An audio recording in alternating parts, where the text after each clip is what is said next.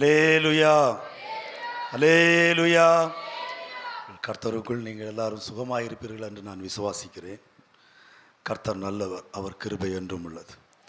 கர்த்தருடைய கிருபையில் நின்று கொண்டு, கர்த்தருடைய கிருபையை சார்ந்து, அவருடைய கிருபையினால் தேவனுடைய வார்த்தையை உங்களுக்கு பகிர வானம் திறக்கப்பட்டு பரத்தில் இருந்த தேவன் தாமே நமக்கு நல்ல வார்த்தைகளை, கிருபை உள்ள வார்த்தைகளை கிருபையாய் கர்த்தர் வெளிப்படுத்தி தரும்படியாய் என்னை முழுவதுமாக அவருடைய சந்நிதியில், சமூகத்தில் என்னை சமர்ப்பிக்கிறேன். கர்த்தருடைய கிருபை நம்ம ஒவ்வொருவரோடு கூட இருப்பதாக. அல்லேலூயா, அல்லேலூயா, அல்லேலூயா. சத்தமா சொல்லுங்களேன், சத்தமா சொல்லுங்களேன். அல்லேலூயா, 3 அல்லேலூயா சொல்லுங்களேன்.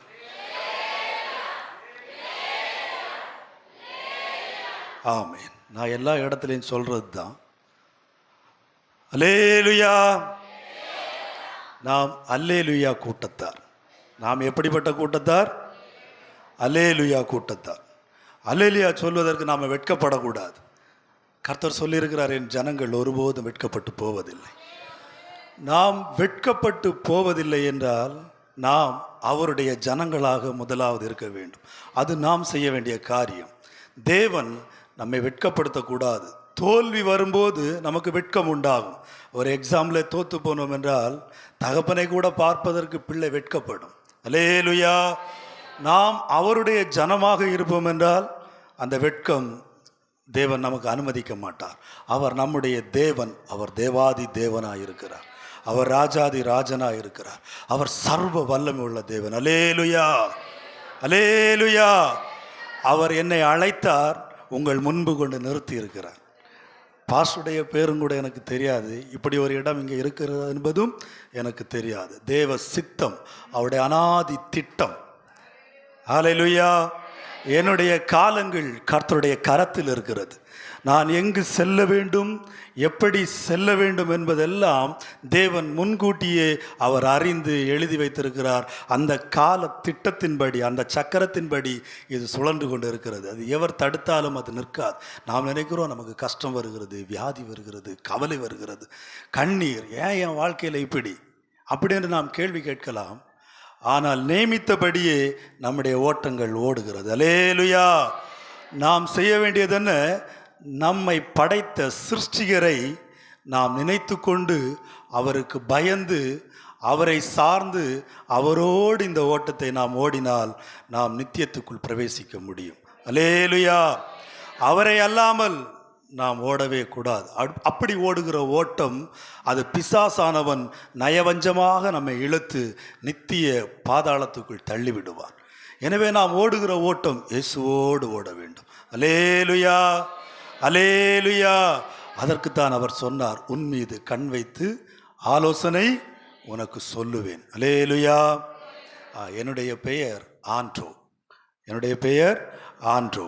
உங்கள் எல்லாவரையும் பார்த்ததில் எனக்கு மிகுந்த சந்தோஷம். பாஸ்டர் ராபி அவர்கள் தான் சொன்னார்கள், உங்களுக்கு காட்டுக்கடை தானே இது அப்படி என்று சொன்னார்கள். அந்த சபைக்கு நீங்கள் போங்க அப்படின்னு சொன்னாங்க. கர்த்தருடைய கிருபையினாலே இரவு ஜெபித்து இந்த இடத்துக்கு கடந்து வர கர்த்தர் உதவி செய்தார். தேவன் நல்லவர், அவர் மிகவும் வல்லவர். அவர் நல்லவர் என்பது நாம் அவரை ருசிக்கத்தான் தெரியும். கர்த்தர் நல்லவர் என்பதை ருசித்து பார்க்க வேண்டும். தேவன் உங்களோடு கூட ஆராதிக்க உங்களுக்கு முன்பாக என்னை நிறுத்தியிருக்கிறது என்றால் அதற்கு ஒரு நோக்கம் இருக்கிறது. என்னவென்று எனக்கு தெரியாது. தேவன் பரத்திலிருந்து வார்த்தைகளை தரும்போது அவைகள் உங்கள் முன்பாக வெளிப்படும். ஆமேன். மறுபடியும் அல்லேலூயா சொல்லுங்க. நான் எல்லா இடங்களிலும் சொல்லுகிற ஒன்றை நான் சொல்லி வசனத்துக்குள்ளாய் கடந்து போக விரும்புகிறேன். நேரத்தை வீணடிக்க நான் விரும்பவில்லை. நீங்கள் சோத்திரம் சோத்திரம் சோத்திரம் என்று சொல்லும்போது உங்களுக்கு கிருபைகள் பெருகி கொண்டே இருக்கும். இது தனிப்பட்ட ஜீவிதத்திற்கு இந்த துதியானது தேவையாயிருக்கிறது. ஆனால் அல்லேலூயா என்று சொல்லும்போது நாம் ஒரு நகரத்தையே தகர்க்கக்கூடிய வல்லமை உள்ள ஒன்றுதான் அல்லேலூயா. ஆமென். அல்லேலூயா. உங்களுடைய வாழ்க்கையில் வருகிற கஷ்டங்களுக்கு நீங்கள் முழங்கால் படியிட்டு 2 கரங்களையும் பரத்துக்கு நேராக தூக்கி வெறும் சோத்திரம் மட்டும் பண்ணுங்க. அந்த கஷ்டத்தை நினைத்து மனதில் வைத்துக்கொண்டு சோத்திரம் சோத்திரம் சோத்திரம் சோத்திரம் சோத்திரம் என்று சொல்லுங்க. அது எப்பேற்பட்ட கோட்டையாக இருந்தாலும் தகர்ந்து இடிந்து விழும், அது இல்பொருளாகிவிடும். உங்கள் விசுவாசம் தான் உங்களை ரட்சிக்கும். ஆனால் அல்லேலுயா என்பது அப்படி அல்ல. ஒரு ஏவுகணையை நீங்கள் ஒரு இடத்துல தூக்கி போட்டால் அந்த இடம் முழுவதும் சேதமாவதை போலதான் அல்லேலுயாவினுடைய பவர். வானமண்டலத்தில் உள்ள பொல்லாத சேனைகளையும் அந்த அல்லேலுயா தகர்க்கும். நமக்கு இருக்கக்கூடிய வியாதி பலவீனங்களையும் தகர்க்கும். நம்முடைய குடும்பத்தில் இருக்கிற நம்ம சுற்றி இருக்கிற அத்தனையும் தகர்க்கும். அதற்கு தான் நான் உங்களுக்கு திரும்ப திரும்ப சொல்லுகிறேன், அல்லேலுயா அல்லேலுயா அல்லேலுயா. சத்தமா சொல்லுங்க. ஆமென். கர்த்தருடைய நாம மகிமை அடையட்டும். நான் கடலூரில் ஊழியம் செய்து கொண்டிருக்கும் போது, அங்கே ஒரு 6 வருடங்களாக கடலூரில் ஊழியம் செய்தேன். ஒரு வீட்டில், ஒரு கிராமத்தில், அந்த வீட்டில் போய் சுவிசேஷம் சொல்வதற்காக அந்த வீட்டில் கடந்து போய் சுவிசேஷம் சொன்ன பொழுது, அவருடைய அந்த சகோதரனுடைய புருஷர் இந்துவாக இருந்தார். அது எனக்கு தெரியாது. அவர் அப்படியே அழகாக கூப்பிட்டார், வாங்க உள்ளே வாங்க அப்படின்னார். உள்ளே போன நான் வெளியே வருவதற்கு 3 நாள் ஆகிவிட்டது. அல்லேலூயா. அவங்க அடிக்கலை, நல்ல சாப்பாடெலாம் தந்தாங்க. உன்னை யார் அனுப்புனாங்களோ அவன் வந்தால் அவங்ககிட்ட சில கேள்விகளை கேட்டு நான் விடுவேன். என்னை யார் அனுப்புனது? என்னை அனுப்புனது வானத்தையும் பூமியை உண்டாக்கின தேவன்.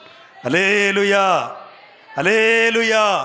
இப்படிப்பட்ட இந்த ஊழியங்களில் இப்படிப்பட்டதான உபத்திரவங்கள், கஷ்டங்கள் எல்லாம் வரும்.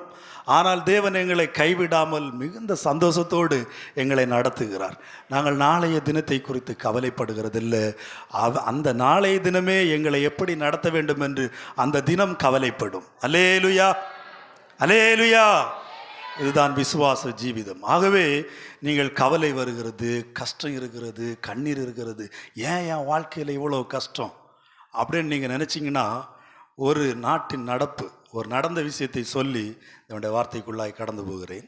அம்பானியுடைய மகனினுடைய திருமணம் சமீபத்தில் நடந்தது. அப்போ அம்பானி அந்த ஃபங்க்ஷனில் பேசி கொண்டிருக்கும்போது அவர் சொல்லுகிறார், அவருடைய வாழ்க்கையில் கூட பல கஷ்டங்கள் இருந்ததாம், வியாதிகள் இருந்ததாம். பணக்காரன், இந்தியாவிலே நாம் பெயர் சொல்லக்கூடிய அளவுக்கு அவர் மிகுந்த ஒரு வசதி வாய்ப்புடைய ஒரு பணக்காரன். ஆனால் அவருக்கும் கஷ்டங்கள் இருக்கிறது. அவருடைய மகன் பேசும் பொழுது கூட அவர் ஒரு வியாதியிலே பயங்கர கஷ்டப்பட்டதாக அவர் பேசுகிறார். நான் அவர்களை குறித்து விவரமாய் பேச விரும்பவில்லை. அவ்வளவு அவர்கள் சொல்லுகிறார்கள். அப்போது வசதிகள் இருப்பவர்களுக்கும் கஷ்டங்கள், கவலைகள், கண்ணீர் விட்டு தான் அவர்கள் பேசினார்கள். கண்ணீர்கள் கூட இருக்கிறது. அப்போ நாம் ஏமாத்திரோம். ஆனால் அவர்களுக்கு கிடைக்காத தேவன் நமக்கு கிடைத்திருக்கிறார்.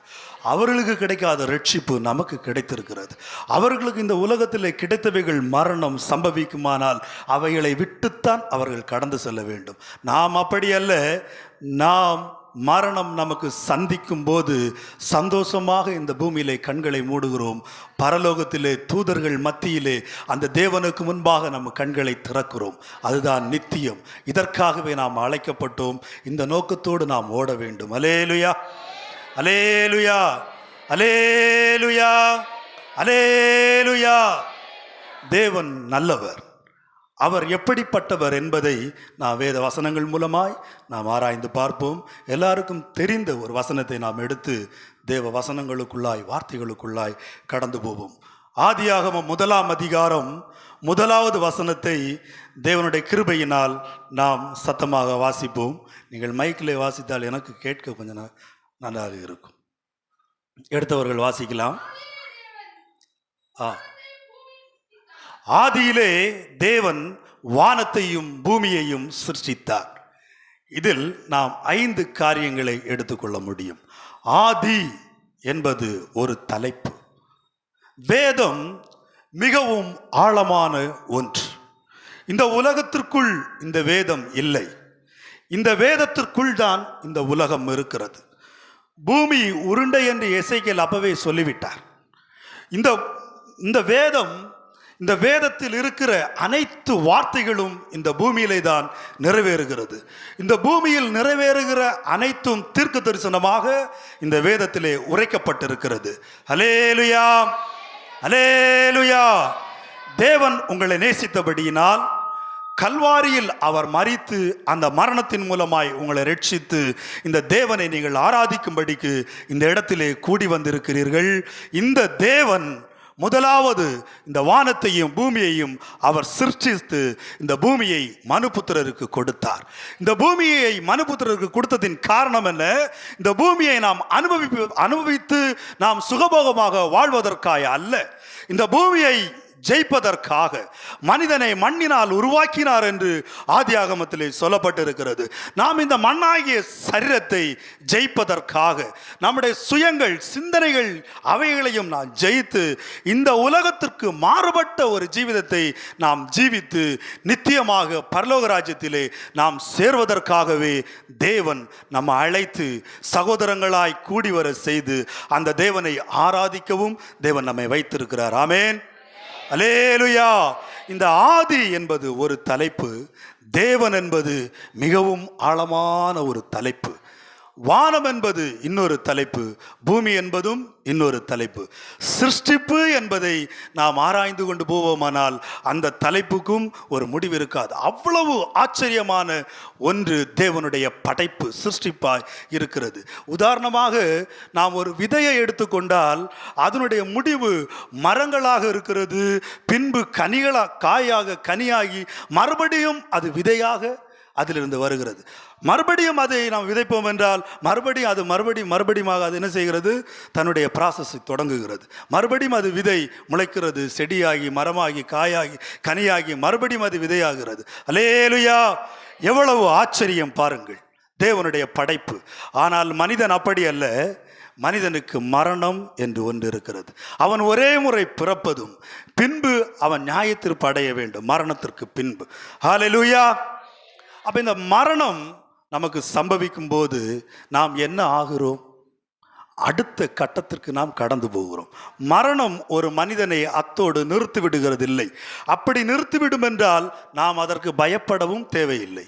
ஆனால் எல்லா மனிதனுக்கும், ஒரு சிறுவனானாலும் ஒரு வயதானவர்களானாலும் மரணத்தை கண்டு ஒரு பயம் இருக்கிறது. ஏன் நாம் மரணத்தை கண்டு பயப்படுகிறோம்? அதற்கு பின்பு, மரணத்தின் பின்பு ஏதோ ஒன்று இருக்கிறது. அதை நான் உங்களுக்கு சொல்கிறேன் வேதத்தின் மூலமாய். தேவன் சொல்லி இருக்கிறார், நீ பாவியானால் அதற்கு மனம் வருந்தாவிட்டால் நரகம் என்று ஒன்று உண்டு. அது நீங்கள் மரணத்திற்கு அப்புறம், மரணத்துக்கு பின்பு அது அனுபவிக்க வேண்டியது. ஆனால் பரலோகம் என்று இன்னொன்று உண்டு, அது பரிசுத்தவான்களுக்கு. பரிசுத்தம் இல்லாமல் ஒருவனும் அவரை தரிசிக்க முடியாது. அவர் மகா பரிசுத்தம் உள்ள தேவன். ஆகவே தான் அவர் சொல்லியிருக்கிறார், பரிசுத்தம் உள்ளவன் இன்னும் பரிசுத்தமாகட்டும். நான் பரிசுத்தத்தில் திருப்தி அடைய முடியாது, பரிசுத்தத்தின் மேல் பரிசுத்தம் பெற்றுக்கொள்ள வேண்டும். அல்லேலூயா! மறுபடியும் அந்த ஆதியாகமம் 1ஆம் அதிகாரம் 1வது வசனத்தை நான் வாசிப்போம். ஆதியிலே தேவன் வானத்தையும் பூமியையும் சிருஷ்டித்தார். இந்த பூமியானது ஒழுங்கின்மையும் வெறுமையுமாக இருந்தது. அவர் அதை கண்டார்.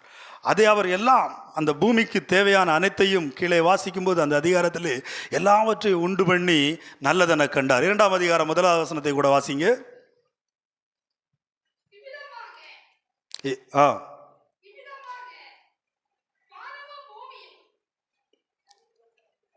வாசிங்க. இவ்விதமாக வானமும் பூமியும் அவைகளின் சர்வ சேனைகளும் உண்டாக்கப்பட்டு தீர்ந்தன. நாம் 1ஆம் அதிகாரம் 1வது வசனத்திலே ஆண்டவர் வானத்தையும் பூமியையும் சிருஷ்டித்ததனை பார்க்கிறோம். 2ஆம் அதிகாரம் 1வது வசனத்திலே இவ்விதமாக, அது மேலே கொடுக்கப்பட்டிருக்கிற அத்தனை விதமாக ஆண்டவர் சிருஷ்டித்து முடித்து விட்டார். இவர் சர்வ வல்லமை உள்ள தேவன். இவர் ஏன் இந்த வானத்தையும் பூமியையும் சிருஷ்டிக்க வேண்டும் அல்லது உண்டாக்க வேண்டும்? இந்த தேவன் ஆதியிலே வானத்தையும் பூமியையும் உண்டாக்கினார் என்றால் இவர் எங்கிருந்து வந்தவர்? இவர் யார்? இந்த தேவன் யார்? ஹல்லேலூயா! நாம் இந்த ஆதி என்கிற இந்த வார்த்தையை நாம் எடுத்துக்கொள்வோம். இந்த ஆதி என்கிற வார்த்தையை நாம் எடுத்துக்கொள்வோம் என்றால் இந்த ஆதிக்கு முன்புதான் இந்த தேவன் அங்கிருந்து வருகிறார். இவர் காலங்களுக்கு அப்பாற்பட்ட தேவன். காலங்கள் இவரை அடக்கி கொள்ள முடியாது. இந்த தேவன் இயற்கைக்கும் அப்பாற்பட்டவர். இந்த தேவனுக்கு நாட்களின் துவக்கமும் நாட்களின் முடிவும் இல்லாதவர் இந்த தேவன். இந்த தேவன் அவர் தூதர்களை சிருஷ்டித்தார். ஒரு கூட்டம் தூதர்கள் விழுந்து போனார்கள். தூதர்களை சிருஷ்டிக்கும் போது அவர்களுக்கு துவக்க நாள் உண்டு, ஆனால் முடிவு நாள் இல்லை. தூதர்களை அழகாக சிருஷ்டித்தார். அவர்களுக்கு ஞானத்தை வைத்து சிருஷ்டித்தார். பூரணர்களாக சிருஷ்டித்தார். தூதர்கள் நித்தியமானவர்கள். அவர்கள் விழுந்து போனதின் நிமித்தம் தேவன் ஆதியிலே, அந்த அனாதி தேவன், இந்த ஆதிக்கு முன்பு இருக்கக்கூடிய காலங்கள் அனாதி, அது மனிதனுடைய சிந்தனைக்கும் கற்பனைக்கும் எட்டாத ஒரு காலங்களாய் இருக்கிறது. அந்த காலத்துக்குரிய அந்த தேவன், நாம் ஆராதிக்கிற இந்த தேவன், அந்த ஆதிக்கு முன்பு அந்த காலகட்டத்தில் இந்த தேவன் ஒரு அனாதி நோக்கம் வைக்கிறார். அதிலே தான் தேவன் வானத்தையும் பூமியையும் சிருஷ்டிக்கிறார். இந்த வானத்தையும் பூமியை சிருஷ்டித்ததோடு தேவன் விடவில்லை. அடுத்த 26வது வசனத்தையும் 27வது வசனத்தையும் வாசிக்கும் போது,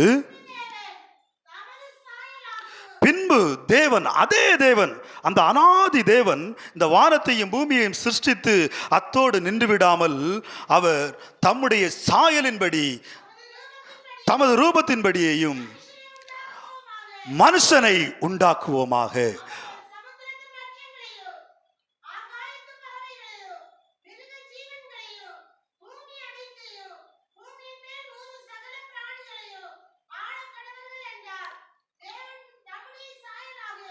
இதுலையும் 27லையும் தேவன் தமது சாயலாக மனுஷனை சிருஷ்டித்தார். அவனை தேவ சாயலாகவே சிருஷ்டித்தார். ஆணும் பெண்ணுமாக அவர்களை சிருஷ்டித்தார். எல்லாரும் ஒரு 3 அல்லேலூயா சொல்லுங்க. நீங்கள் ஆணும் பெண்ணுமாக தேவன் என்னை சிருஷ்டித்தார் என்கிற நிச்சயம் உள்ளவர்கள், நாங்கள் ஆணும் பெண்ணும் தான் என்கிற நிச்சயம் விசுவாசம் உள்ளவர்கள் மட்டும் ஒரு அல்லேலூயா சத்தமா சொல்லுங்க. அல்லேலூயா. ஆம், தேவன் ஆணும் பெண்ணுமாக சிருஷ்டித்தார். அவர் தம்முடைய சாயலின்படியும் ரூபத்தின்படியையும் சிருஷ்டித்தார். இவர்கள் சிருஷ்டிக்கும் போதே, இந்த தேவன் மனிதனை சிருஷ்டிக்கும் போதே ஒரு ஆளுமையை மனிதனுக்குள் வைக்கிறார். அதைத்தான் நாம் 26லே நான் வாசிக்கும் போது, ஆளக்கடவர்கள், அந்த ஆளுமை, நாம் எல்லாவற்றையும் ஆண்டு கொள்ள, இந்த பூமியில் உள்ள எல்லாவற்றையும் ஆண்டு கொள்ளத்தக்கதான ஒரு ஆளுமையை தேவன் நமக்குள் வைக்கிறார். ஏன் இந்த தேவன் நமக்குள் இந்த ஆளுமையை வைக்க வேண்டும்? நாம் அவைகளை ஆண்டு கொண்டு அவைகளிலே இருந்து மரித்து விடாமல் அவைகளை ஜெயிப்பதற்காக. ஹல்லேலூயா, ஹல்லேலூயா. ஆம், இந்த ஆதாம் ஒரு பாவம் செய்கிறார், கீழ்ப்படியாமை. அந்த கனியை புசிக்க வேண்டாம் என்று சொன்னபோது இவர்கள் புசிக்கிறார்கள். இவர்கள் புசித்து அந்த பாவம் செய்தது நிமித்தம் இந்த ஆளுமை எடுத்துக்கொள்ளப்படுகிறது. அந்த மகிமை இவர்களுக்கு எடுத்துக்கொள்ளப்படுகிறது. இவருடைய கண்கள் திறக்கப்படுகிறது. அப்படி 7 விதமான ஆசீர்வாதத்தை ஆதாம் இழந்து விடுகிறார். ஆனால் ஆதாம் புசிக்கவில்லை. அங்கே ஆதாமினிடத்தில் தேவன் விசாரணை நடத்தும் போது, நன்று விளங்கிக் கொள்ளுங்கள், ஆதாமினிடத்திலே தேவன் விசாரணை நடத்தும் பொழுது அங்கே ஆதாம் சரண்டர் ஆகவில்லை. நான் செய்தேன் என்று அவர் ஒத்துக்கொள்ளவில்லை. இதுதான் நம்முடைய ஒவ்வொரு மனிதனுடைய வாழ்க்கையிலும் நடக்கிற ஒரு சம்பவம். அந்த ஏதேனின் அனுபவம் இப்பொழுதும் மனிதனிடத்திலே தொடர்ந்து வருகிறது. அல்லேலூயா. ஆதாம் இடத்திலே ஆண்டவர் கேட்கிறார், ஆதாம் நீ எங்கே இருக்கிறாய்? ஆதாம் நிர்வாணமாயிருக்கிறான், அவன் ஒளிந்து கொண்டிருக்கிறான். உனக்கு நிர்வாணம் என்று அறிவித்தவன் யார்? அதற்கு ஆதாம் சொல்லுகிறார், ஏவாள். இவர் அங்கே பழியை அப்படியே பார்சல் பண்ணி எங்கே கொண்டு கொடுக்கிறார்? ஏவாள் இடத்துல விசாரணை நடக்கிறது. ஆனால் ஏவாள் என்ன சொல்லுகிறாள்? பாம்பு என்னை வஞ்சித்தது. அல்லேலூயா. பழி இப்ப எங்கே போனது? 3ஆம் நபரிடத்தில் பழி போனது. கொஞ்சம் நாம் சிந்திக்க வேண்டும். இந்த இடத்துல ஆண்டவராய் இயேசு கிறிஸ்து அவர் மாம்சத்திலே பிறந்து வந்தபோது, அவர் பிறந்தார் என்று சொல்வதை காட்டிலும் வந்தார் என்று சொல்வதே அந்த அர்த்தங்கள் சரியாக இருக்கும். அவர் மாம்சத்தில் வந்தபோது அவர் பாவங்களுக்கு இப்படி பழி சுமத்த வேண்டும் என்றால் அவர் சிலுவையில் மரித்திருக்க வேண்டிய அவசியம் இல்லை. அவர் ஒவ்வொரு மேலும் நீங்கள் தானே பாவம் செஞ்சீங்க, நீங்களே தண்டனை அனுபவிங்க, நீ தானே பாவம் செஞ்ச, நீ இப்படி அவர் பழி சுமத்துவார் என்றால் அவர் ஏன் சிலுவையில் அறையப்பட வேண்டும்? அவர் அங்கே பழி சுமத்தவில்லை. எல்லாருடைய பழியையும் தன்மேல் போட்டுக்கொண்டார். எல்லாருடைய பழியையும் தன்மேல் போட்டுக்கொண்டார். அல்லேலூயா. அப்படி எல்லா பாவங்களையும் அவர் மேல் ஏற்றுக்கொண்டார். இந்த இயேசு யார்? இந்த தேவன் தான் அந்த இயேசு. நாம் பாவத்தின் மிகுதியின் உச்சகட்டத்தில் சென்றபடினால் அவருடைய இரக்கத்தின் நிமித்தம் அவர் மனிதனாக இந்த பூமியில் வந்து நம்முடைய பாவங்களை சுமந்து சிலுவையிலே தீர்த்தார். விசுவாசம் உள்ளவங்க அல்லேலூயா சொல்லுங்க. அல்லேலூயா, அல்லேலூயா. அவர் அங்கே பழி மனிதனிடத்தில் சுமத்தல, மனிதனுடைய பாவத்தை சுமந்தார். இவர் மனிதனுடைய பாவத்தை சுமந்து கல்வாரியிலே தீர்த்தார். ஆனால் இங்கே இந்த ஆதாம் என்ன சொல்லுகிறார்? ஏவாள் கொடுத்தாள், அதை அவர் கேட்கிறார். ஏவாள் இடத்துல விசாரணை. ஏவாள் சொல்லுகிறாள் பாம்பு. ஆனால் பாம்பின் இடத்துல விசாரணை இல்லை. ஆமென். பாம்புக்கு உடனே சாபம் அங்கே கொடுக்கப்படுகிறது. பாம்பின் இடத்துல ஆண்டவர் விசாரிக்கவில்லை. பாம்பை ஒரு நோக்கத்தோடு ஆண்டவர் சிருஷ்டிக்கவில்லை. இந்த பூமியும் இந்த வானமும் அவைகளுள்ள சர்வ சேனைகளும் ஒரு துவக்க நாள் உண்டு, அதற்கு ஒரு முடிவு நாள் உண்டு. ஆனால் மனிதனுக்கு அப்படி அல்ல. மனிதனுக்கு ஒரு துவக்க நாள் உண்டு, அவனுக்கு முடிவு நாள் இல்லை. மரணம் என்பது ஒரு முடிவு அல்ல, அது ஒரு முடிவினுடைய மறு துவக்கம். அவன் நித்தியமானவன், மனிதன் நித்தியமானவன். அவனை தேவனுடைய சாயலாக சிருஷ்டித்ததனுடைய காரணம் என்ன? மனிதனை நித்தியத்திற்கென்று, நித்திய தேவனுக்கென்றும், நித்தியத்தில் அவன் நித்தியமாய் வாழ வேண்டும் என்றும் மனிதனை அனாதி நோக்கத்தோடு அவர் சிருஷ்டித்தார். ஆமென். நாம் மரணத்தோடு நம்முடைய வாழ்க்கை முடிந்து விடுகிறதில்லை. மரணத்தோடு நம்முடைய வாழ்க்கை முடியும் என்றால் நாம் இன்றைக்கு புசிப்போம், நாளைக்கு சாவோம் என்று சாதாரணமாக நாம் வாழ்ந்து கொண்டு போயிருக்கலாம். ஆனால் மரணம் நம்மை பயப்படுத்துகிறதுக்கு காரணம் என்ன? பணக்காரனுக்கும் மரணத்தை கண்டால் பயம் இருக்கிறது, ஏழைக்கும் மரணத்தை கண்டால் பயம் இருக்கிறது, ஒரு பாவிக்கும் மரணத்தை கண்டால் பயம் இருக்கிறது, ஒரு பரிசுத்தவானுக்கும் மரணத்தை கண்டால் பயம் இருக்கிறது. ஆனால் நித்தியத்தை குறித்ததான நிச்சயம் உள்ள எவனுக்கும் மரணத்தை குறித்ததான பயம் இருக்காது. ஆமென். பரிசுத்தவான் என்று தன்னை பரிசுத்தன் என்று வெளிப்படுத்திக் கொள்ளலாம். ஆனால் அவனுக்கு நிச்சயம், நித்தியத்தை குறித்ததான நிச்சயம் இருக்குமே, ஆனால் மாத்திரமே மரணத்தை விட்டதான பயம் அவனுக்குள் இருக்கும். இந்த மரணம் என்னை சந்திக்கும் போது, இந்த மரணம் என்கிற இந்த வார்த்தைக்கு இன்னொரு பெயர் கூட கொடுக்கலாம். அதை ஒரு சாவி என்று கொடுக்கலாம். அல்லேலூயா. நான் மரணத்தை ஒரு சாவியாக சொல்லி உங்களுக்கு புரிய வைக்க நான் விரும்புகிறேன். இந்த மரணம் ஒரு சாவியாக நம்முடைய கையிலே கொடுக்கும் பொழுது இந்த பூமியிலே நாம் கண்களை மூடுகிறோம். இந்த மரணமாகிய சாவி என்னை தொடுமானால் நான் இந்த பூமியிலே கண்களை மூடுகிறேன். என்னுடைய ஜீவிதம் பரிசுத்த ஜீவிதம், பரிசுத்ததற்கு ஏற்றவாறு, பரிசுத்த அந்த தேவனுக்கு ஏற்றவாறு இருக்குமானால் நான் என்னுடைய கண்களை பரலோக ராஜ்யத்திலே திறப்பேன். இந்த மரணம் என்கிற சாவியை கொண்டு நான் திறப்பது நரகம் அல்ல, பரலோகம். விசுவாசம் உள்ளவங்க அல்லேலூயா சொல்லுங்க. அல்லேலூயா. கர்த்தர் உங்களை நேசிக்கிறபடியினால் உங்களுக்கு பரத்திலிருந்து கிருபையின் வார்த்தைகளை அள்ளி கொடுத்து கொண்டிருக்கிறார். நீங்கள் நிச்சயமாக நிச்சயத்தோடு ஓட வேண்டும். இந்த உலகத்துக்குரியவர்கள் அல்ல, நீங்கள் மறுமைக்குரியவர்கள். இம்மையான காரியங்கள் உங்களுக்கு தடையாக வருகலாம், ஆனால் தடைகளை உடைத்து போடுகிற தேவன் உங்களுக்கு முன்பு செல்லுகிறார். அவருக்கு ஏற்ற ஜனங்களாய் நீங்கள் இருப்பீர்களானால் உங்களுக்கு பகலிலே மேகஸ்தம்பமாக அவர் கடந்து போவார், இரவிலே அக்கினி ஸ்தம்பமாக என் தேவன் உங்களுக்கு முன்பு கடந்து போவார். அதற்கு நீங்கள் செய்ய வேண்டியது என்ன? உங்களுடைய ஆவி, ஆத்மா, சரீரத்தை முற்றுமாக அவரிடத்திலே கொடுத்து நான் என்னுடையவன் அல்ல என்று ஒவ்வொரு நாளும் நீங்கள் அறிக்கையிட வேண்டும். நீங்கள் உங்களுடையவர்கள் அல்ல என்பதை நீங்கள் அறியீர்களா? அல்லேலூயா. வேதத்தில் இந்த கேள்வி எழுப்பப்பட்டிருக்கிறது. இந்த மாம்சமாகிய சரீரம் தேவனால் கொடுக்கப்பட்டது. இந்த மாம்சமாகிய சரீரத்திற்கு ஒரு மரணம் சம்பவிக்குமானால் இந்த சரீரம் மண்ணோடு மண்ணாகிவிடும். ஆனால் உங்களுக்கு கொடுக்கப்பட்ட அந்த ஜீவ ஆத்மா அது தந்த தேவனிடத்திலே போய் சேர்ந்து விடும். அந்த ஜீவ ஆவி தேவனிடத்திலே போய் சேர்ந்து விடும். ஆனால் இந்த ஆத்மா என்று ஒன்று இருக்கிறது. இதுதான் நீங்கள் செய்த பலனுக்கு தக்க இடத்தை கொண்டு போய் சேரும். 3 விதமான நித்தியம் உண்டு.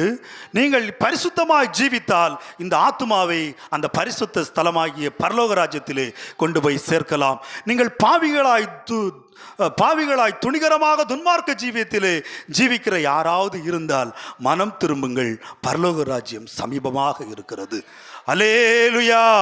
நீங்கள் நரகத்திற்கு பாத்திரவான்களாய் மாறக்கூடாது. அந்த நரகம் என்று சொல்லும்போது அது மரணம். இந்த சாவி நமக்கு கொடுக்கும்போது இந்த மரணத்தின் மூலமாய் பூமியிலே கண்களை மூடுகிறோம். நாம் திறப்பது நரகமாக இருந்தால் அது நமக்கு ஆச்சரியத்தை அளிக்காது, அதிர்ச்சியை அளிக்கும். எனக்கா இந்த வாழ்க்கை? ஆண்டவரே, எனக்கா இந்த இடம்? அது அதிர்ச்சியாக இருக்கும்.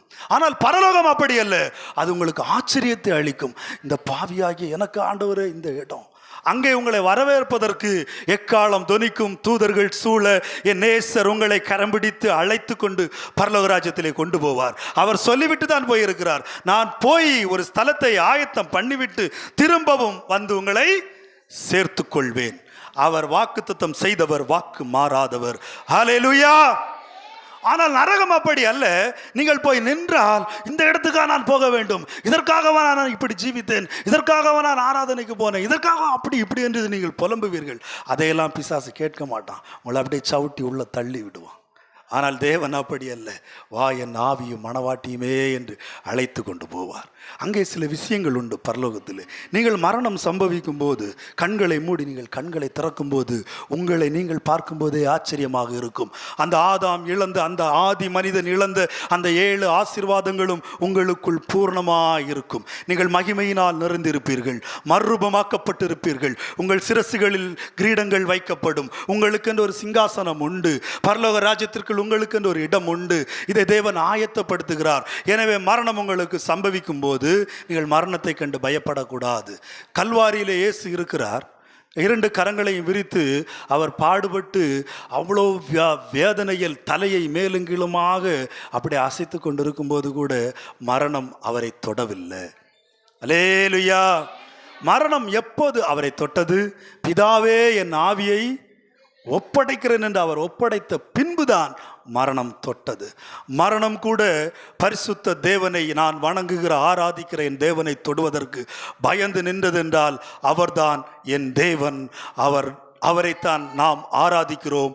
அந்த தேவன், நாம் ஆராதிக்கிற அந்த தேவன் எல்லா விதமான சோதனைகளும் தப்புவிக்க அவர் வல்லவராய் இருக்கிறார். இந்த எரிகிற அக்கினி சூளையாக இருக்கலாம், நம்முடைய வாழ்க்கையிலே நாம் கண் கொண்டு பார்க்கிற அனைத்து சோதனைகளாக இருக்கலாம், அதற்கு தப்புவிக்க என் தேவன் வல்லவர். ஆமென். எவ்வளவு பெரிய மனிதர்களாக இருக்கலாம், நமக்கு விரோதமாக எழும்பலாம், நேபுகாத் நேச்சாரை போல, அவனுக்கும் தப்புவிக்க என் தேவன், நாம் ஆராதிக்கிற தேவன் நம்மை தப்புவிக்க அவர் வல்லவராக இருக்கிறார். அல்லேலூயா, அல்லேலூயா, அல்லேலூயா. ஆமென். நேபுகாத்து ரேச்சாரை உண்டாக்கினதும் என் தேவன் தான், நாம் ஆராதிக்கிற தேவன் தான். இவர் பிறக்கும் போது ராஜாவாகத்தான் பிறந்தார். அப்ப அதற்கு முன்பு அவர் ராஜாதி ராஜா. அல்லேலூயா. மனிதனை அவர் சிருஷ்டிப்பதற்கு முன்பு இந்த பூமியையும் வானத்தையும் சிருஷ்டித்தார், பின்பு மனிதனை சிருஷ்டித்தார். இந்த மனிதன் தான் ராஜா. அப்ப இந்த ராஜாவை அவர் சிருஷ்டித்திருக்கிறார். அதற்கு அந்த ராஜாவையே சிருஷ்டிக்க வேண்டுமானால் என் தேவன் எப்பேர் பெற்றவர்? ராஜாக்களுக்கெல்லாம் அவர் ராஜா, ராஜாக்களை சிருஷ்டித்தவர். ஹல்லேலூயா. அப்படிப்பட்ட தேவனை தான் நாம் ஆராதிக்க வந்திருக்கிறோம். சரியான ஒரு தேவனை நாம் தேர்ந்தெடுத்திருக்கிறோம். இந்த தேவன் அவர் துவக்கமும் முடிவும் இல்லாத தேவன். இந்த துவக்கமும் முடிவும் இல்லாத தேவன் துவக்கமும் முடிவும் உள்ள ஒரு பூமியையும் வானத்தையும் ஒரு உலகத்தை சிருஷ்டித்து துவக்கம் உள்ள முடிவு இல்லாத இந்த மனிதனையும் சிருஷ்டித்து வைத்திருக்கிறதுக்கு காரணம் என்ன? அந்த துவக்கமும் முடிவும் இல்லாத அந்த நித்திய தேவனோடு நாம் நித்திய காலமாய் யுகாயுகங்களாய் அவரை ஆராதித்து அவரை சேவித்து அவரை தொழுது கொள்ளு அவரோடு நித்தியமாய் ஜீவிக்கும்படிக்குத்தான் இந்த அனாதி தேவன் அனாதி நோக்கம் நம்மேல் வைத்து நம்மை தெரிந்து கொண்டிருக்கிறார். அல்லேலூயா, அல்லேலூயா, அல்லேலூயா. நான் சொல்றது உங்களுக்கு புரிகிறதா? புரிகிறதா? புரிஞ்சவங்க ஒரு அல்லேலூயா சொல்லுங்க. நாம் ஆராதிக்கிற தேவன் வல்லமை உள்ளவர், அண்ட சராசரங்களையும் படைத்தவர். அவர் ஒரு கட்டளை கொடுக்கிறார், மேலே வானத்திலும் வானத்தின் கீழ் பூமியிலும் பூமியின் கீழ் தண்ணீரிலும் யாதொரு சொர்பத்தையே நீ. காரணம் என்ன? நீங்கள் உண்டாக்குகிறது உங்களுக்கு அது தேவனாய் இருக்காது. தேவன் நம்மை உண்டாக்கினார், நம்மை உண்டாக்கினவர் தான் நமக்கு தேவன். அவர் சொன்னார், எந்த தேவனும் சொல்லாத விஷயத்தை அவர் சொல்லி இருக்கிறார் நம்மை பார்த்து. ஆபத்து நாட்களில் என்னை நோக்கி கூப்பிடு, நான் உனக்கு மறு உத்தரவு அருளுவேன், அறியாததும் எட்டாததுமான பெரிய காரியத்தையும் செய்வேன். அல்லேலூயா. அதே தேவன் தான் இன்னும் சொல்லியிருக்கிறார், ஏற்ற காலத்தில் உன் தேசத்தில் மழை பெய்யும், நீ கையிட்டு செய்யும் எல்லா வேலைகளும் ஆசீர்வதிக்கப்படும், நீ கடன் வாங்காமல் கடன் கொடுப்பாய். அல்லேலூயா. அப்போ நம்ம கையின் பிரயாசங்கள் நஷ்டப்படுகிறதுக்கு காரணம் என்ன? நாம் அந்த தேவனுக்கு செய்ய வேண்டியதை செய்யவில்லை. அல்லேலூயா. நாம் தேவனுக்கு என்ன செய்ய வேண்டும்? நம்முடைய ஜீவிதத்தை முழுவதுமாக கொடுக்க வேண்டும். அதான் ஏற்கனவே உங்களுக்கு சொன்னது போல, நீங்கள் உங்களுடையவர்கள் அல்ல என்பதை நீங்கள் அறியீர்களா? இந்த சரீரம் தேவனால் உண்டானது, தேவனால் கொடுக்கப்பட்டது, தேவனுடைய சாயலால் சிருஷ்டிக்கப்பட்டது. அவன் மேல் ஜீவ சுவாசத்தை ஊதினான், அவர் ஜீவாத்மானான். இந்த சுவாசம் கர்த்தர் கொடுத்தது. மரணம் சம்பவிக்கும் போது அது கர்த்தரிடத்தில் போய்விடும். இந்த ஆத்துமா நாம் ஜீவிக்கிற ஜீவிதத்திற்கு ஏற்ற பலனை பெற்றுக்கொள்ளும். அல்லேலூயா. ஆகவே இந்த ஆத்துமா நித்தியமானது. நித்தியம் என்று சொல்லும் பொழுது 5 நித்தியங்கள் உண்டு. ஒன்று, நரகம் நித்தியமானது, அது நமக்கு தேவையில்லை. நரலோகம் என்று சொல்லும்போது அதில் அநேக இடங்கள் உண்டு. நீங்கள் நினைக்கலாம், நான் எல்லா ஆராதனைக்கும் வருகிறேன், எல்லா ஜெபங்களுக்கும் வருகிறேன், நான் தசமபாகங்களும் காணிக்கைகளும் உண்மையாக இருக்கிறேன், அந்த பரிசையன் ஜெபிக்கிறது போல எல்லாவற்றிலும் உண்மையாக இருக்கிறேனே, எனக்கு எப்படி நரகம் கிடைக்கும்? எல்லாவற்றிலேயும் உண்மையாக இருந்துவிட்டு நீங்கள் தேவனை நேசிக்காமல் போனால், தேவனுடைய தோளில் நீங்கள் அமராமல் போனால், நீங்கள் உங்களுடைய சுயத்தின்படி நடந்தால் முடிவு பரிதவிக்கப்பட்டதாக இருக்கும். தேவனுடைய சித்தத்தையும் திட்டத்தையும் அனாதி நோக்கத்தையும் நிறைவேற்ற வேண்டும். அதில் ஒரு நோக்கம்தான் பரலோகத்திலே நாம் இருக்க வேண்டும். பரிசுத்தரை பரிசுத்தமாய் தொழுது கொள்ள வேண்டும். முழு இருதயத்தோடு முழு ஆத்மாவோடு அவரை சேவிக்க வேண்டும். ஓய்வு நாளை நாம் பரிசுத்த குலைச்சல் ஆக்காதபடி கர்த்தருக்குரிய நாட்களை கர்த்தருக்கு கொடுக்க வேண்டும். கர்த்தருக்குரிய காரியங்களிலே நாம் செய்ய வேண்டும். அல்லேலூயா. அந்த நரகம் நித்தியமானது, இந்த பரலோகமும் நித்தியமானது. இந்த பரலோகத்தின் தேவனும் நித்தியமானவர். அல்லேலூயா. தூதனும் நித்தியமானவன், மனிதனும் நித்தியமானவன். மனிதன் சரீரத்தில் தான் சாவடைகிறானே ஒழிய அவன் ஆத்மாவில் சாவடைய மாட்டான். ஆத்மா அவனுடைய வாழ்வின் பிரயாசப்பட்டு அவன் ஜீவித்த ஜீவிதத்தினுடைய பிரதிபலனை அடையும். அது ஒன்று நரகமாக இருக்கலாம் அல்லது பரலோகமாக இருக்கலாம். நாம் பரலோகத்துக்கென்று அழைக்கப்பட்டு தெரிந்து கொள்ளப்பட்டவர்கள். நமக்காக தேவன் ரத்தம் சிந்தி தன்னுடைய ஜீவனையே அவர் நமக்காக தந்திருக்கிறார். நாம் நஷ்டப்படுத்துவோமானால் மறுபடியும் அவரை சிலுவையிலே அறைகிறவர்களாக இருப்போம். எனவே பாவம் செய்யும்போது ஜாக்கிரதையான ஒரு பயம் நமக்கு இருக்க வேண்டும். கல்வாரியில் இயேசு நமக்காக மரித்தார் என்பது ஜீவனை புருஷனுக்காக மனைவி கொடுக்கிறதில்லை. ஒரு ஜீவனை மனைவிக்காக புருஷனும் கொடுக்கிறதில்லை. பிள்ளைகள் கூட தாய் தகப்பனுக்காக ஜீவன் கொடுக்கிறதில்லை. அப்படி கொடுக்கிற ஜீவனும் ஜீவனாக இருக்காது. அங்கே தேவனுடைய நோக்கம் தடைபட்டு போகிறது. அல்லேலூயா. ஒரு விருத்தியிலே தான் இனிமேல் எனக்கு ஜீவிக்க முடியாது, எப்படி நான் இந்த கஷ்டத்திலிருந்து மீளப் போகிறேன் என்கிற விருத்தியிலே தான் அவன் ஜீவனை மாய்த்து கொள்கிறானே ஒழிய ஜீவனை கொடுத்தால் அதை பெற்றுக்கொள்ள அவங்களால் முடியாது. ஆனால் நாம் நம்முடைய தேவனுக்காக ஜீவனை கொடுப்போமானால் அதை அழகுபடுத்தவும், அதை மகிமைப்படுத்தவும், அதை மறுரூபமாக்கவும், அதற்கென்று கிரீடங்கள் வைத்து அலங்காரமாய் அதை செயல்படுத்த நம்முடைய தேவனால் முடியும். அல்லேலூயா. அல்லேலூயா. இந்த மாயமான அன்புள்ள இந்த உலகத்திலே மாயமில்லாத சுத்த அன்பு செலுத்தின நம்முடைய தேவன்தான் தேவன். அவரைத்தான் நாம் ஆராதிக்கிறோம். அவருக்கென்று தான் நாம் அழைக்கப்பட்டோம். அவர்தான் நம்மை தெரிந்து கொண்டார். ஒரு விஷயத்தை உங்களுக்கு சொல்கிறேன். லோத்தினுடைய நாட்களில் நியாய தீர்ப்பு சோதம் குமாரா பட்டணத்துக்கு வந்தது.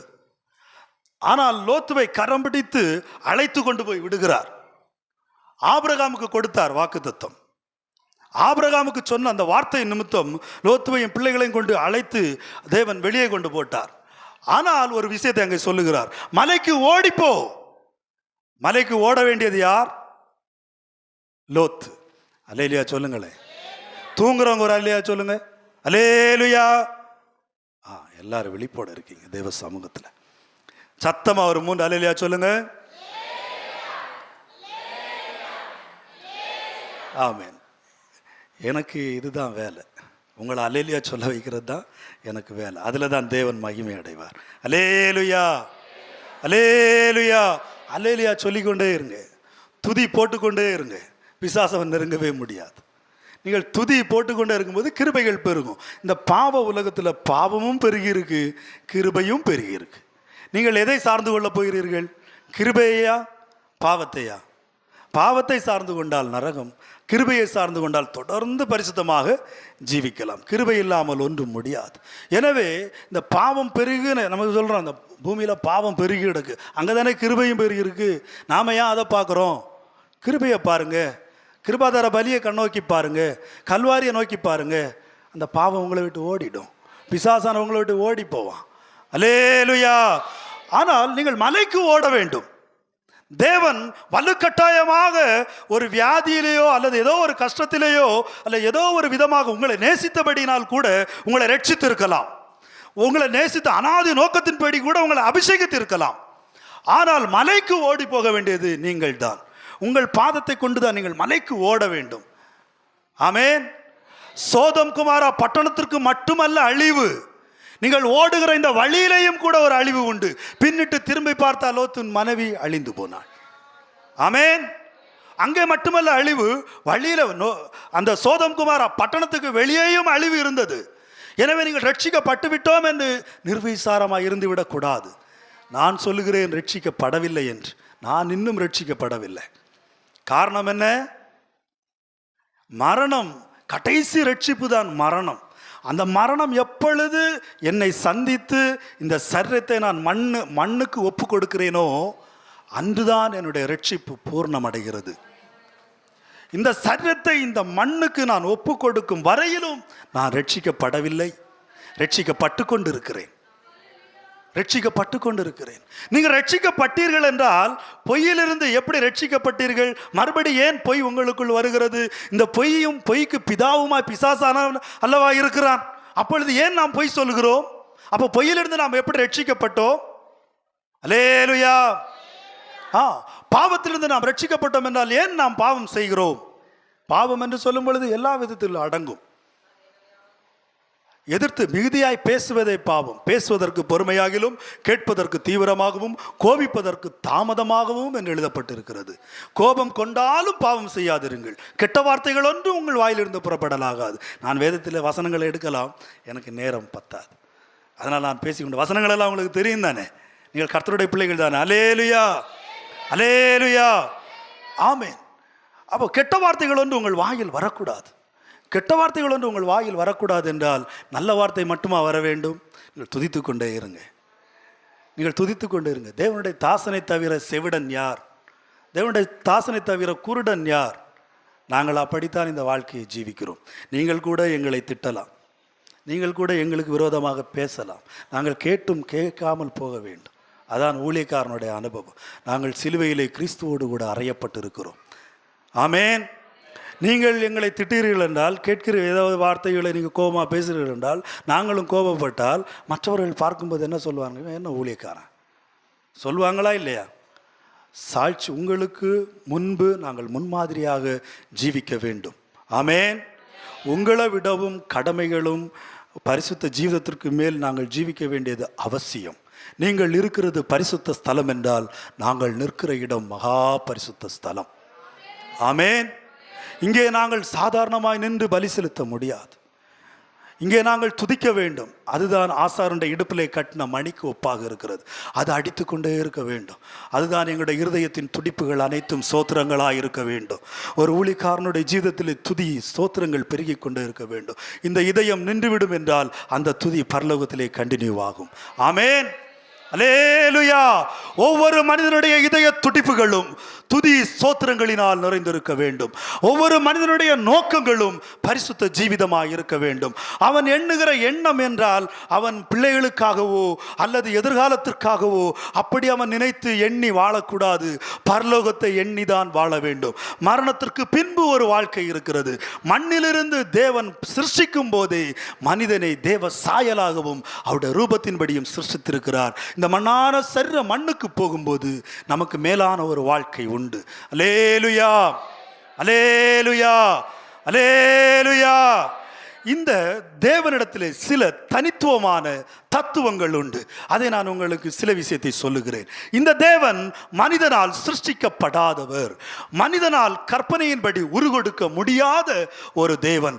அவர் உருகொடுக்க முடியாது என்றால் இவரே சொல்லுகிறார், வானம் எனக்கு சிங்காசனம். சிங்காசனம் என்றால் அரியாசனம். அல்லேலூயா. வானம் எனக்கு சிங்காசனம், பூமி பாதப்படி. இப்படிப்பட்ட பெரிய தெய்வத்திற்கு எப்படிப்பட்ட ஆலயத்தை கட்டுவீர்கள்? அவர் அவ்வளவு பெரிய தேவன். நாம் வணங்குகிற தேவன் சாதாரணமான ஒரு தேவன் அல்ல. ஒரு மரியாளுடைய வயிற்றிலே பிறந்த ஒரு சிறு குழந்தை அல்ல. அவர் மனித அவதாரம் எடுத்தார். வாசிக்கலாம், யோவான் 1:14 யோவான் 1:14 நான் வாசிக்கும் போது அங்கே சொல்லப்பட்டிருக்கிறது, அந்த வார்த்தை மாம்சமாகி போதும். அந்த வார்த்தை மாம்சமானது. ஹல்லேலூயா, ஹல்லேலூயா. இந்த வசனம் இருக்கும்போதே ஆதியாகமம் 1:3 வாசிக்கலாம்.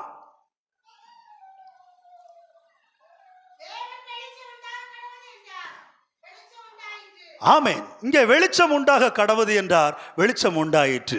யோவான் 1:1 வாசிக்கும் போது, ஆதியிலே வார்த்தை இருந்தது, அந்த வார்த்தை தேவனிடத்தில் இருந்தது, அந்த வார்த்தை தான் தேவனாக இருந்தது. அல்லேலூயா. ஆதியிலே இந்த தேவன் வார்த்தையினால் அனைத்தையும் சிருஷ்டித்தார். இந்த வார்த்தை தேவனிடத்தில் இருந்தது, இந்த வார்த்தை தேவனாக இருந்தது. இந்த வார்த்தை மாம்சமாகி கிருபையினாலும் சத்தியத்தினாலும் நிறைந்தவராய் நமக்குள்ளே வாசம் பண்ணினார். நமக்குள்ளே வாசம் பண்ணுகிற தேவன் ஆதி தேவன். நமக்குள்ளே வாசம் பண்ணுகிற கர்த்தர் கர்த்தாதி கர்த்தர். நமக்குள்ளே வாசம் பண்ணுகிற தேவன் தேவாதி தேவன். வேற தேவன் அல்ல இந்த பூமியிலே, அவரை தவிர வேற தேவன் அல்ல. எந்த தேவனும் பூமியை உண்டாக்கினவன் அல்ல. நம்முடைய தேவன் தான் பூமியையும் வானத்தையும் உண்டாக்கின கர்த்தர். இவர் ராஜாக்களுக்கெல்லாம் ராஜா. இவர் பிறக்கும் போதும் ராஜா, இவர் மரிக்கும் போதும் ராஜா. இவர் பிறக்கும் போது ராஜாவாகத்தான் பிறந்தார். அதனால் தான் ஏரோது ராஜா 12 வயதுக்கு உட்பட்ட அத்தனை பிள்ளைகளையும் அவன் ராஜபயத்தினால் வெட்டி போட்டான். விசுவாசம் உள்ளவங்க அல்லேலூயா சொல்லுங்க. ராஜா நம்முடைய தகப்பன் ராஜா. நாம் ராஜாக்களும் ஆசாரியர்களுமாய் அழைக்கப்பட்டிருக்கிறோம். நீங்கள் ராஜாக்கள் என்றால் நாங்கள் ஆசாரியர்கள். அல்லேலூயா. நாங்கள் மகா பரிசுத்த ஸ்தலத்திலே பயத்தோடு நடுக்கத்தோடு காணப்பட வேண்டும். ஆமென். அல்லேலூயா. இப்போ நாங்கள் பயத்தோடு நடுக்கத்தோடு ஜீவிக்கிற ஜீவிதத்திற்கு ஒப்பனையான ஜீவிதம் தான் புதிய ஏற்பாட்டு காலத்திலே உங்களுக்கும் அதே ஜீவிதம் தான். திரச்சிலை மரணத்தின் மூலமாக கிழிக்கப்பட்டது. நாம் ஆசாரியர்களும் விசுவாசிகளும் எல்லாருமே, ஊழியர்களும் விசுவாசிகள் எல்லாருமே நாம் ஜீவிக்க வேண்டும் கர்த்தருக்காக. சிலுவையின் மூலம் அந்த தடை மாறினது. அல்லேலூயா, அல்லேலூயா. பாவத்தடைகள் மாறினது, சாபத்தடைகள் மாறினது. பாவத்தின் சம்பளம் மரணம் என்று சொல்லப்பட்டிருக்கிறது. இந்த பாவத்தின் சம்பளம் மரணம் என்றால், உடனே நீங்கள் பாவம் செய்கிறவெல்லாம் சாகாம இருக்கிறான், துன்மார்க்கமா ஜீவிக்கிறான், ஏமாத்து ஜீவிக்கிறான், அநியாய வட்டி வாங்குறான், ஆனா அவன் நல்லா தானே இருக்கிறான். நாம பார்க்குறோம்ல. ஆமென். ஆனால் நாம் கர்த்தருக்காக ஜீவிக்கிறோம். ஏன் நமக்கு கஷ்டப்படுகிறோம்? நம்முடைய பொக்கிஷம் இங்கே இல்லை, நம்முடைய பொக்கிஷம் அங்கே. நம்முடைய பொக்கிஷம் அங்கே. அவன் நல்லா ஜீவிப்பான், நம்ம கண்ணுக்கு தான். அவன்கிட்ட போய் கேட்டால் தான் தெரியும், அவனுக்கு 1000 பிரச்சனை இருக்கும். ஆனால் அங்கே கர்த்தர் இல்லை. நமக்குள்ள கர்த்தர் இருக்கிறார், நான் மகன மகிழ்ச்சியாக இருக்கிறோம். இது ஒரு பெத்தேல் என்றால் தேவன் இங்கே இருப்பார். தூதர்கள் ஏறுகிறதும் இறங்குகிறதுமாய் இருக்கும். அந்த இடத்திலே தான் தேவன் நம்மை வைத்திருக்கிறார். அல்லேலூயா. நாம் ஆராதிக்கிற தேவன் நம்மை வெறுமையாய் விடுகிறவர் அல்ல. சுற்றிலும் தூதர்கள் பாளையம் இறங்கி இருக்கிறார்கள். ஆமென். நாம் தேவ தூதர்கள் மத்தியிலே தான் நாம் ஆராதிக்கிறோம். இங்கே நீங்கள் வருவதற்கு முன்பே தேவன் வந்து விட்டார். ஆமென். உங்கள் தேவைகளை அவர் அறிந்திருக்கிறார். அல்லேலூயா சொல்லுங்க. அல்லேலூயா, அல்லேலூயா. நீங்கள் தேவனுக்கு செய்ய வேண்டியதை செய்ய வேண்டும். 2 ரூபாயை கொடுத்து விட்டு ஒரு தலப்பாக்கட்டு பிரியாணி அரிசி தாங்கன்னு கேட்டால் கடைக்காரன் தரமாட்டான். நான் சொன்னது உங்களுக்கு புரிஞ்சிச்சா? கேக்குதா? 2 ரூபா. நீங்கள் 2 ரூபா ஒரு கடையில் கொடுத்துட்டு பிரியாணி அரிசி தாங்க, ஒரு மூட்டை பிரியாணி அரிசி தாங்கன்னு கேட்டால் என்ன செய்ய மாட்டான்? கொடுப்பானா? இல்லை நீங்களாவது கொடுப்பீங்களா?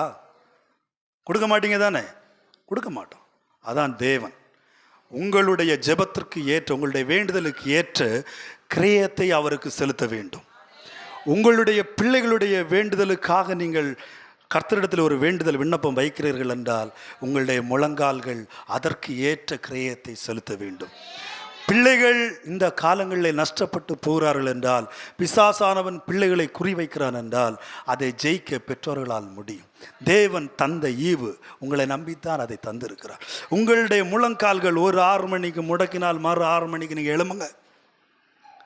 உங்களுடைய பிரயாசத்தை தேவனுக்கு செலுத்த வேண்டிய கிரயத்தை நீங்கள் சரியான விதத்தில் செலுத்துங்க. தேவன் கண்டிப்பாக இறங்குவார். செய்ய வேண்டியதை அவர் செய்துதான் ஆக வேண்டும். நீங்கள் 500 ரூபாய் அரிசிக்கு நீங்கள் 700 ரூபாய் கொடுத்தா அவன் அரிசியையும் கொடுத்துட்டு 200 ரூபாய் திரும்பவும் கொடுப்பான். அப்படித்தானே? ஒரு மனித ஞானம் இப்படி இருக்கும் என்றால் தேவனுடைய அனந்த ஞானம் எப்படி இருக்கும்? நீங்கள் 6 மணி நேரம் ஜெபிக்க வேண்டிய ஜெபம் 3 மணி நேரத்திலே பதில் தந்தால் மீதி 3 மணிக்கு ஜெபத்திற்கு ஏற்ற பிரதிபலனையும் அதோடு கூட தேவன் தருவார். ஜெபம் நஷ்டப்பட்டு போகாது. ஜெபிக்கிற நீங்கள் ஜெயிக்கிறவர்களாக இருப்பீர்கள். ஜெயிக்கிறவன் தான் ஜெபிக்கிறவனாக இருப்பான். அல்லேலூயா! ஜெபிக்கிறவன் ஜெயிக்கிறவனாக இருப்பான். ஜெயிக்கிறவன் ஜெபிக்கிறவனாக இருப்பான். தேவ சமூகத்தில் நாம் முழங்கால் படியிடுவோம். நாம் நம்முடைய தேவன் எப்படிப்பட்டவர் என்பதை நாம் அறிந்திருக்கிறோம். இந்த தேவன் அனாதி தேவன். வானத்தையும் பூமியைக்கும் உண்டாக்குக்கு முன்பு அனாதி தேவன் தான் வார்த்தையாய் வந்தார். அவர் மாம்சமானார், நமக்காக கல்வாரியிலே மரித்தார்.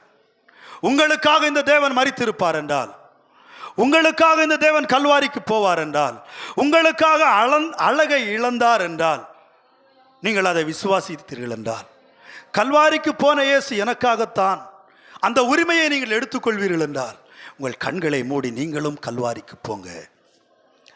ஓ வானத்தையும் பூமியையும் அண்ட சராசரங்களை படைத்த தேவனே, நீர் எனக்காகத்தானே பரலோகத்தை விட்டீர். நீங்கள் என்னது விட்டீர்கள்? உங்களை நீங்கள் ஆராய்ந்து பாருங்க.